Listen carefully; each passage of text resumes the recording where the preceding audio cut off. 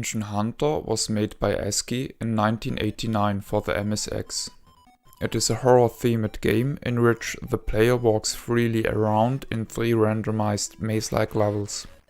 Every level has several rooms which are filled with enemies.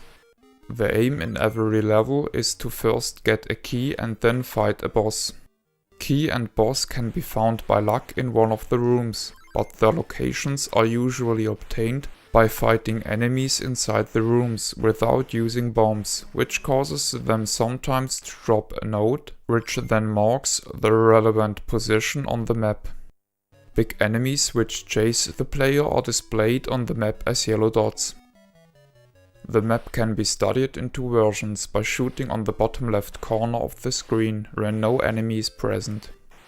Shooting the same position while enemies are on the screen will cause the player to throw a bomb. Movement is done by shooting at one of the 3 movement boxes on the bottom.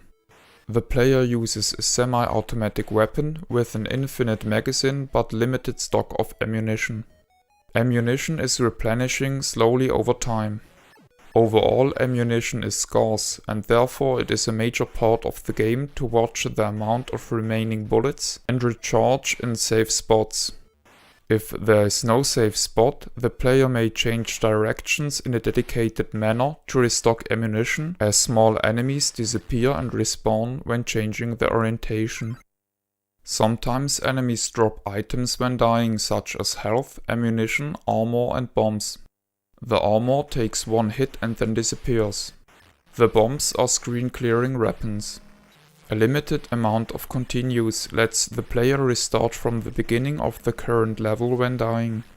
The boss fights are rather intense, therefore I recommend to stock sufficient armor, health, bomb and ammunition before entering the boss rooms.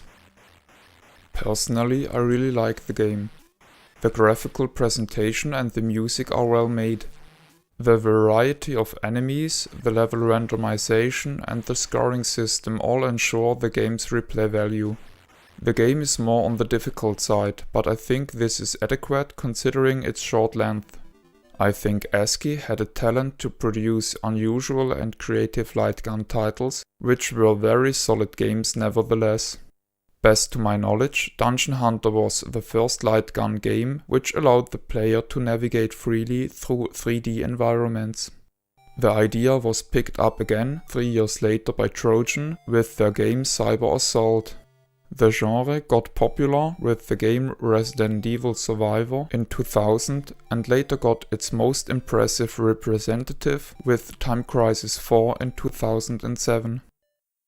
The game's label is beautifully drawn and represents the game very well. This is the end of the review. My name is Ben. I thank you for viewing.